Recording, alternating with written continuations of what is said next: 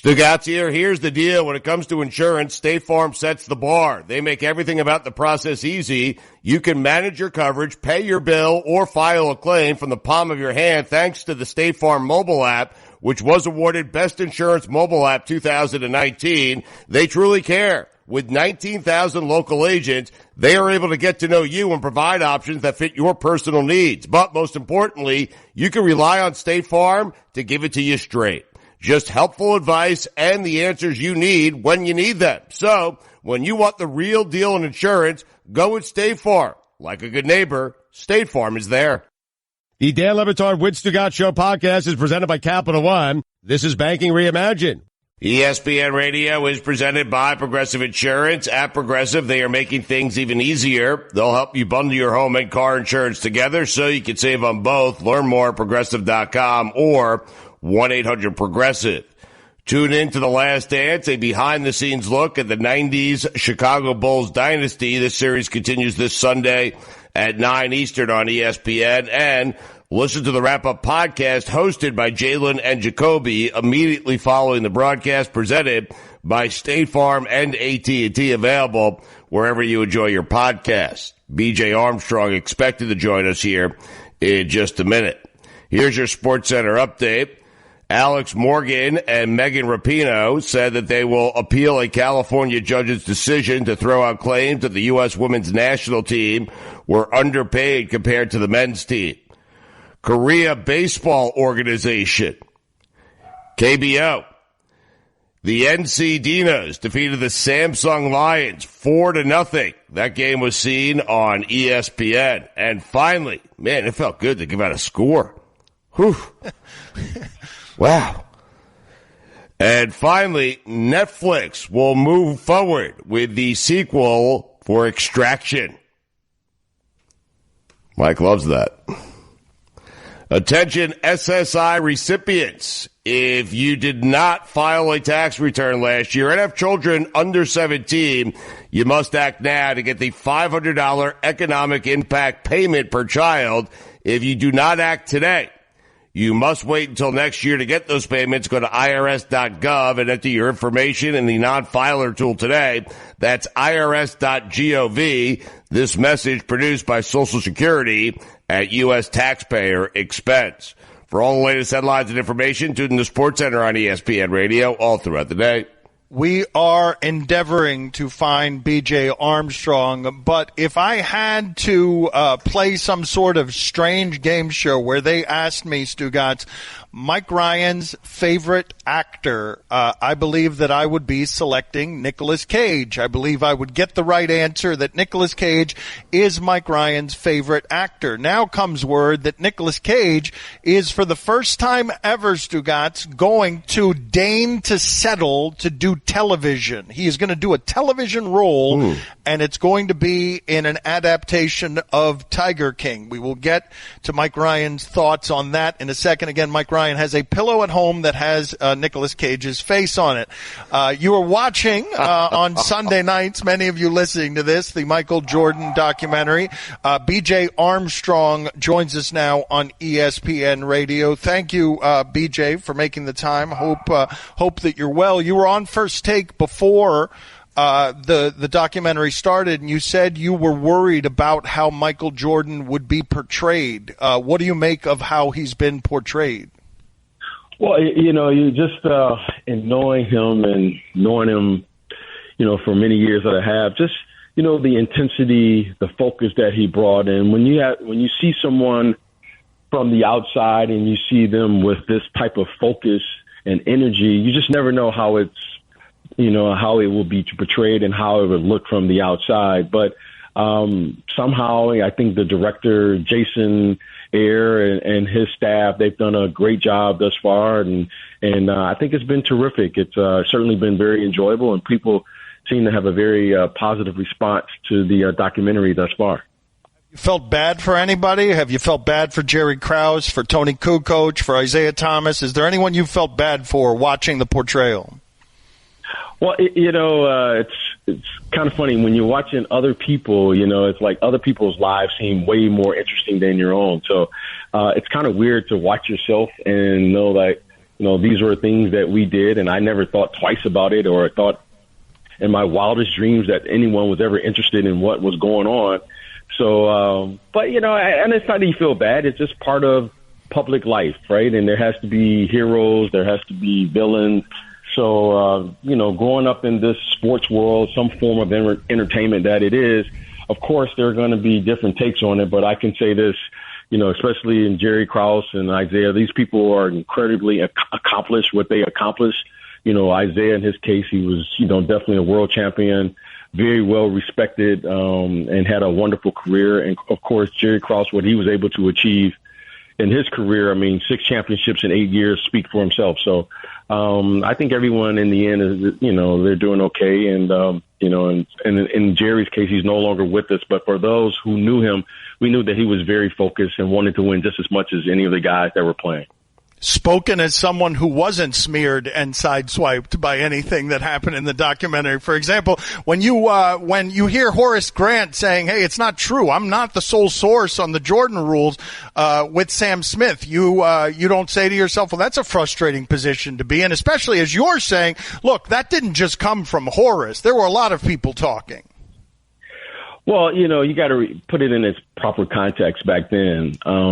You got to remember that everyone, especially at the time, Sam Smith, these guys were in the locker room each and every day, right? They were beat reporters and they followed the team. So, when you see things like that, my first instinct is to say, okay, there's no way that one person could have had this many different viewpoints. And certainly 30 years later, it's interesting to see that no one has said anything in 30 years.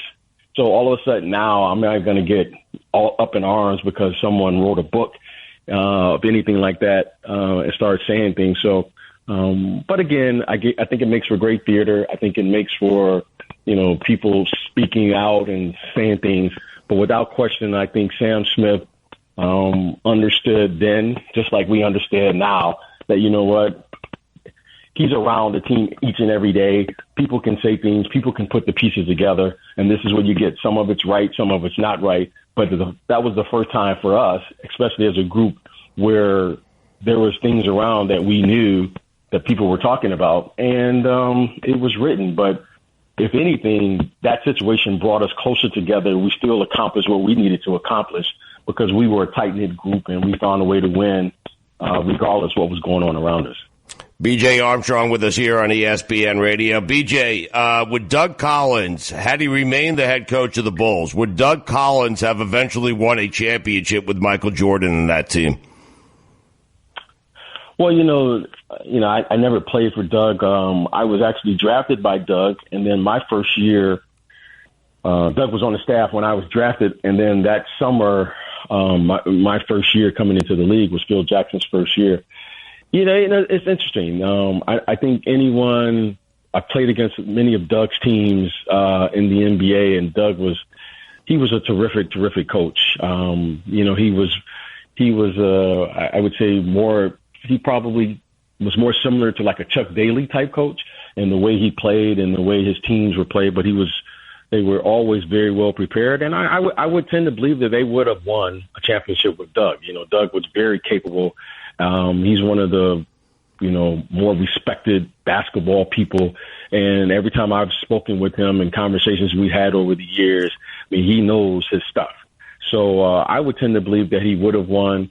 To what extent, hey, who knows? And you don't know how people will respond in different pressure situations until you work with those people. But as far as his knowledge of the game and understanding the game, without question, he is right up there with any of the coaches I've ever played for or spoken with over the years. And I tend to think that if you're saying one, for sure he would have gotten one.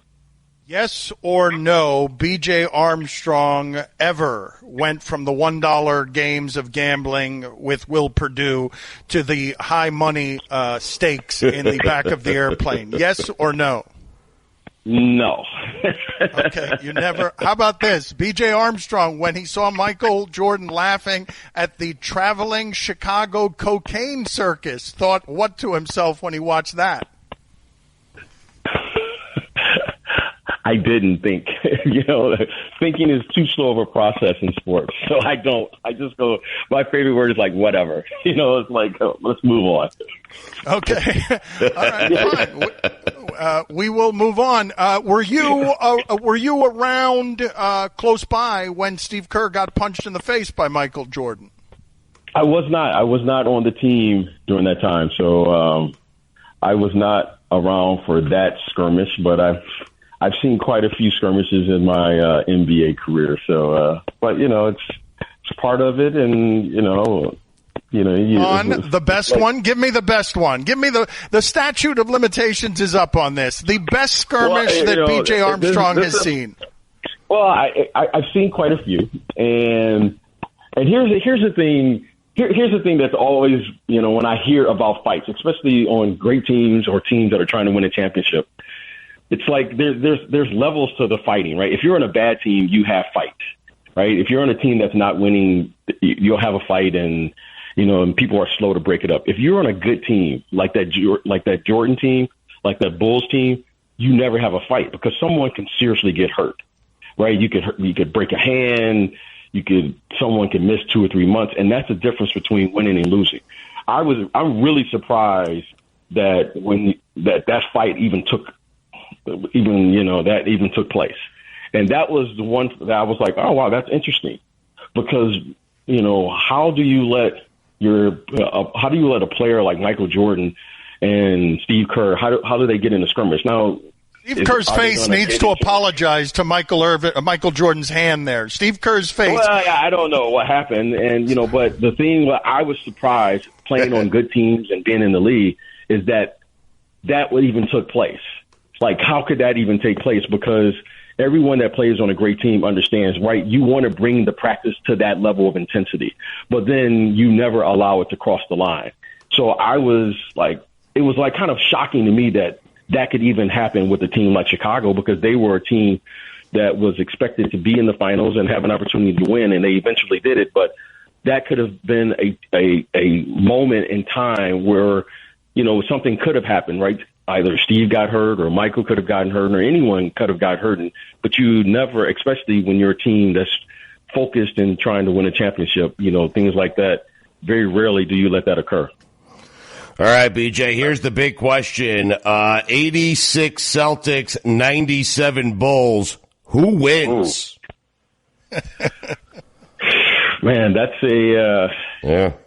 that's a good one. I think that's a good matchup. I've played against Larry. I've always, there's certain players that you just have this. When I came in the league, I was a young player, and I remember my first game playing against Larry Bird. I just had this. He had this look about him that you just didn't play around with him. And I knew the respect that he had garnished in his career from the older players, and you just knew something about him was just different. So I would be a little nervous. Are you taking the Celtics, BJ? Please. You will be the first. I'm not taking the Celtics. Yes, but I would say it's going to be a Game 7. I really think that would be a Game 7 because Larry Bird and 86. No, take a stand, BJ. We're not letting you off with. You can't take. Well, listen. You could take a stand if you're just like being a fan. Larry Bird was that guy in 86, 87. That guy was like playing as great as the high level. Now you got him losing Game 7. You got him losing Game 7. Well, I'm going to say this. I think Jordan will win the game, but I wouldn't. That's one of those games I definitely wouldn't want to. I could see Bird winning. I could see Michael, but I'm going to pick Michael just by a hair. But Larry Bird, man, he was bland. He was. That guy was something special, and I wouldn't want to play with him. I would not want to see him in a Game 7 for sure. All right. Jumpers in your mouth. Thank you, BJ. We appreciate the time. What happened, Stugotz? I don't know what to do. It felt like a former Bull just said the 86 Celtics. Yeah, but I'm then sorry. He didn't. Then he backed off. No, but then he backed off. It felt like a black guy just picked the 86 Celtics for the first time in the history of this show, but then he backed off. Geico has the insurance industry-leading app that lets you manage your policy anytime, anywhere. Which means that Geico is always there for you. If only everyone was always there for you. Like animal control, when you're cornered in your garage by an angry possum. Hi, me again. You guys said you would be here about an hour ago, and I think the possum is starting to get angry. Listen, I thought if I fed it, it would go away, but now it is ripping holes in the drywall and making some sort of nest. Just call me back. Geico, always there for you with savings and the industry-leading mobile app. If you missed any of our interviews, check them out on demand in the Dan Le Batard Show podcast, brought to you by Capital One. With Capital One, you can open a new checking or savings account with no fees or minimums. Welcome to Banking Reimagined. Capital One. What's in your wallet? Approval required. Capital One, N.A., member FDIC. Dan, it's time for Straight Talk. It is brought to you by Straight Talk Wireless.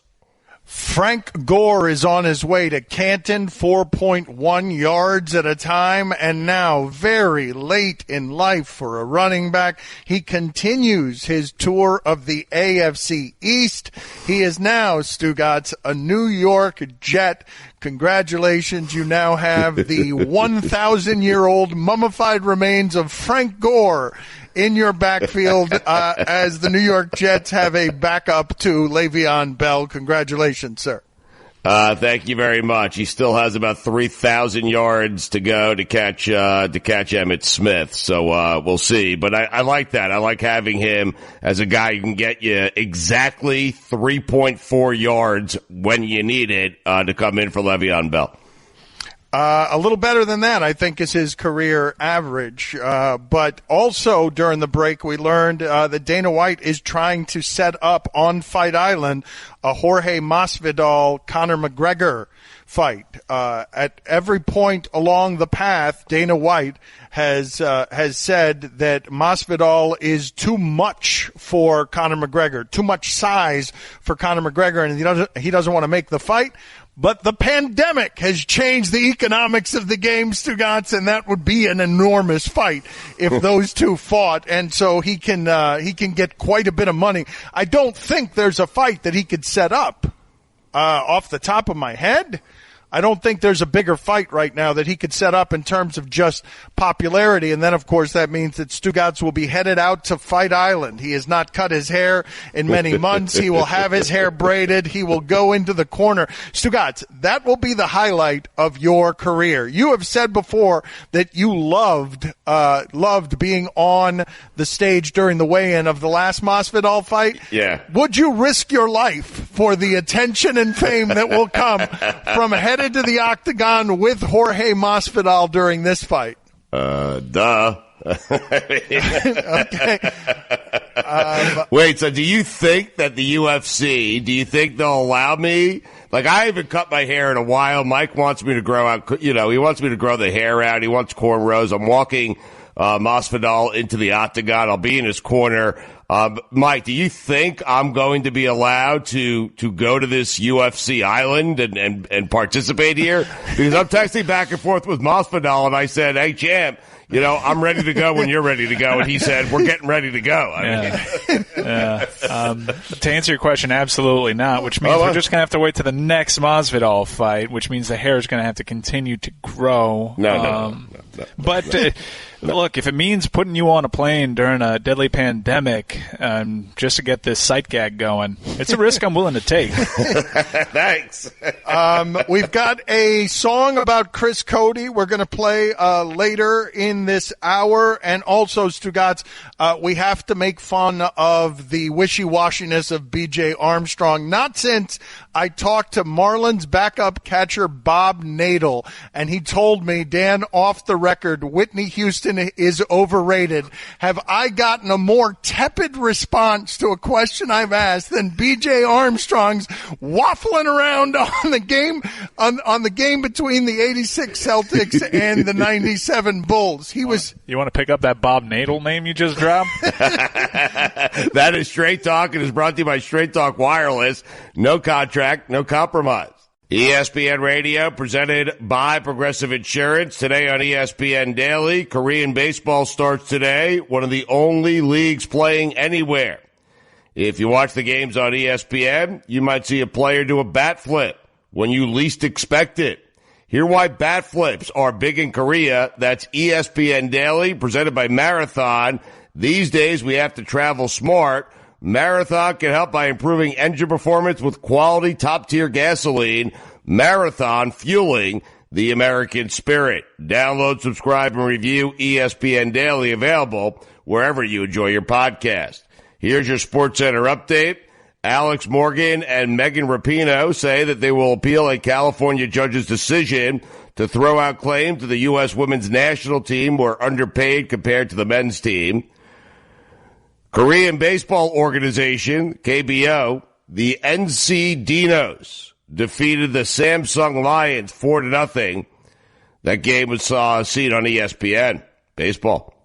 And finally, Nicolas Cage is set to star in a scripted series centered on Joe Exotic, the subject of the Netflix docuseries Tiger King. It's great casting. For all the latest headlines and information, tune to SportsCenter on ESPN Radio all throughout the day. Ron McGill joins us to talk animals in about a half hour, but Greg Cote of the Miami Herald is in on this Tuesday. He has a new Back in My Day. I hope to get to it in moments. I'm told, no Back in My Day. Oh, of course not. He was, yes, there it is. Greg Cote of the Miami Herald with no Back in My Day. We're not using him enough, though, and it seems like sometimes we just keep him around for his Back in My Day and to cut him off against the hard net workout. So once again, he doesn't have a Back in My Day, but because the apple doesn't fall far from the tree, Greg, you should know that yesterday on the show, your son, in an amazing fit of incompetence that made me yell at him, "You have no future in this business." I asked him about the death of Don Shula, and his microphone didn't work, and it was the best commentary he gave, because when he started talking after that, he just told some cruddy story about going to a Dolphin practice one time with you and being amazed that everyone was fawning over the old guy in the middle of the field. But then, as if it wasn't bad enough, what happened during the break? We go to commercial. I'm just shaking my head sadly at the general incompetence of your son. This is what he says to people during the break, Greg. I'm not making up any of these words. And he says it to people who don't answer him. Like, this is just him rat-a-tat-tatting. No, he's talking to Tony and Roy and Billy and Stugotz and me and Mike, but nobody answers him. And this is what the diarrhea that trickles from his mouth. Solid bounce back weekend betting the ponies, boys, is what he begins with, okay? Betting the ponies. Then he says, friend sent me some tips and daddy took them. He refers to himself as daddy. And then after that, Sedano sent me a couple of losers. That guy is what he said. So your son, so ashamed of his general awfulness that it made me announce to America from sea to shining sea that he has no future in this business, goes to commercial, and immediately starts talking about betting the ponies again. So this inspired a listener to create this song. That's so good. Stugotz, tell me that I'm wrong about this, okay? When you come on the air with a sports radio show 30 years after the games you're talking about, shouldn't you give an answer when someone asks you who do you think is going to win between the Jordan Bulls and the 86 Celtics? Like, to me, the sports radio interview, because of the degree of caution that people have to very often use in order to not offend anyone in a climate, Stugotz, where people are more easily offended than they've ever been and have more ways of expressing that rage than they've ever had. I hated that BJ Armstrong waffled and gave us a 2-minute non-answer for that question. I think BJ, much like myself, he's one of those guys who likes to talk those questions out. Like, he'll talk it out. It might take him 2 to 3 minutes to finally arrive at an answer. I'm going to partially blame BJ. I'm going to partially blame you here, because I think if you let BJ continue to go, now you wanted an answer and we're up against the clock, and I understand that, but I think BJ was headed towards the 86 Celtics. And then maybe you made him rethink it a little bit, because Jordan's reaction to that would not be a pleasant one. So I feel like BJ was headed there, but your larger point is right. It's 30 years removed. Just say what you want to say, and what he wanted to say was Bird wins it Game 7, fourth quarter. I mean, it felt like what he was saying. And while you are totally right, and I owe you and the shipping container and America an apology for this, I may have indeed derailed him, but you understand my enthusiasm at finally hearing a black person say that those Bulls would not have beaten or get close to. He got close to saying it. Last week, was it Bill Barnwell? Who was it? Was it Bill Barnwell, who was the first white guy around here to take the Bulls instead of the 86 Celtics? But he also said, I was 2 years old when the Celtics were playing, so I don't remember anything about him. He had the qualifier that allows him to continue to go to the parties with white people. But BJ Armstrong was about to get kicked out of the barbecue. That was about to happen. That was something that was about to happen, and I made the mistake of not letting it happen, and I'm sorry for that. You were protecting BJ Armstrong? Not intentionally. I did so accidentally. I did not intend to do that. But I am going to ask. Dan, BJ, I believe BJ was not on that second team. So BJ was absolutely headed. Now, yes, BJ, one of the first three teams, he's going to pick his team every time. But he was definitely headed towards a place where he was going to take Bird over Jordan. BJ. Cody, why don't you have a back in my day? What is your reasoning for, once again, like during a pandemic, everyone around here is working harder than they ever have. Can you help us with some content, or are we just supposed to serve you every Tuesday? Yeah, as you may recall, I've had back in my days for several weeks in a row. This is the first week I've missed in a while, and the past two have been just trashed and vehemently made fun of and called terrible on the air, and it sort of singed me. You know, I've got scars that are still healing, so hopefully they'll heal and allow me to get back in my days someday. Is one of the options making them better, or is it just complaining that I keep saying that they're terrible? Like, have you considered the option of making them slightly better when you do make it's come up at the next Greg Cody board meeting. It's coming up, so we'll see. BORED. I get what you did. All right, listen to me, people. I want you to listen to me, okay? Because this is as aggressive as I've been about this so far. If you do not order 1-800-Flowers, I am going to get within 6 feet of you. I'm just telling you right now. I'm going to go to wherever you are, and I'm going to stand within 6 feet of you if you do not get 1-800-Flowers. With or without a mask, I mean. No mask, no gloves. I'm going to stand there just a couple of feet from you. And I'm going to breathe. I'm going to breathe vigorously. 1-800-Flowers. All right, guys, it is time for the Binge Club, brought to you by Marathon. These days, we have to travel smart. Marathon can help by improving engine performance with quality, top-tier gasoline. Marathon, fueling the American spirit. Finney, shut up. So we are going to now tell you what it is that we are binging. All of us are going to tell you. We're going to go around the Zoom call. We're going to begin with Billy. Billy Gill, what are you binging, sir? Dan, I have been binging Sugar Rush on Netflix. It's a cooking show about desserts. It's great. Tony, what have you been binge watching? Dan, I've been binge watching Casa de Papel, or Money Heist. It's an amazing show that if you listen to it in Spanish, you get the actual authentic version. Really good. What are you pointing at, Billy? What are you were also in on that show?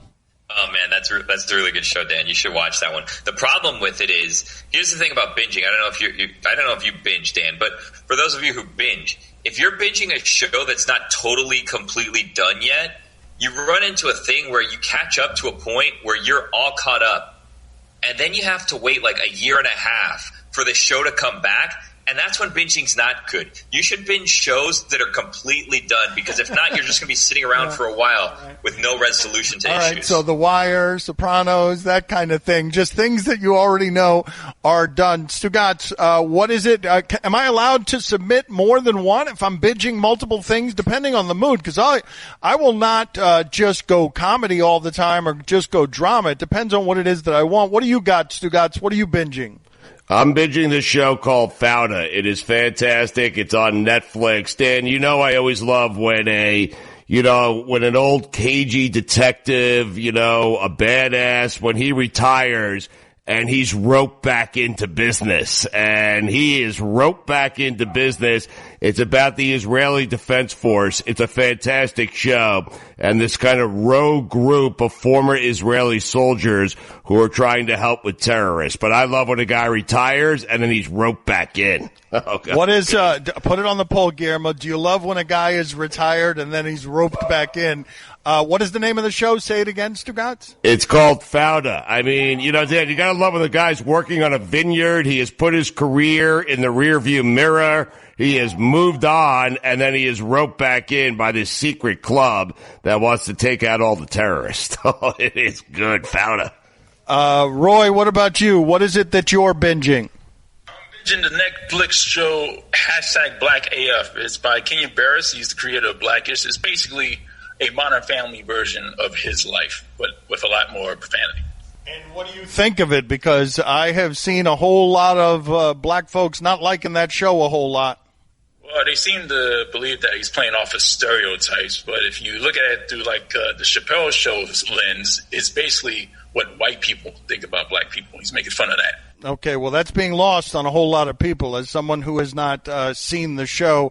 Like I said, I've been watching a variety of different things. Bloodline, Schnitz Creek, we're going to call it. I just finished, Mexican Narcos. Schnitz Creek is unbelievably funny. It's crazy well done. And I had never seen Eugene Levy's son in anything before, and he's just tremendous in it. It is a really funny show. Mike, what is it that you're binging these days? I'm actually binging a series of movies. Chris Cote said a couple of weeks ago that Austin Powers International Man of Mystery still holds up, so I wanted to test that theory.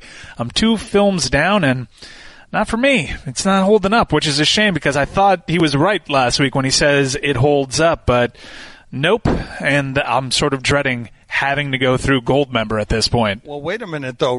Didn't Roy pronounce that that's the worst movie, or one of those movies is the worst movie in the history of movies? And so now Mike Ryan is getting dangerously close to Roy's side of things on this. It was certainly of a time. At the time, it was hilarious, just hasn't aged well.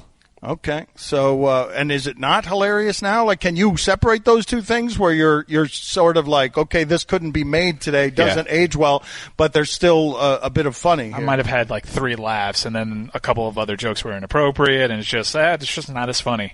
All right, so we're all going around. Have we gotten everyone? I also know that Chris Cote was also watching what we will call, for the purposes of this program, Schnitz Creek, because we can't say the curse. Greg Cote of the Miami Herald, what are you binging? Do you binge, and why are you binging it? Well, my wife binges, so I'm sort of on board. It's Dan, Stu, and Greg Cote on ESPN Radio.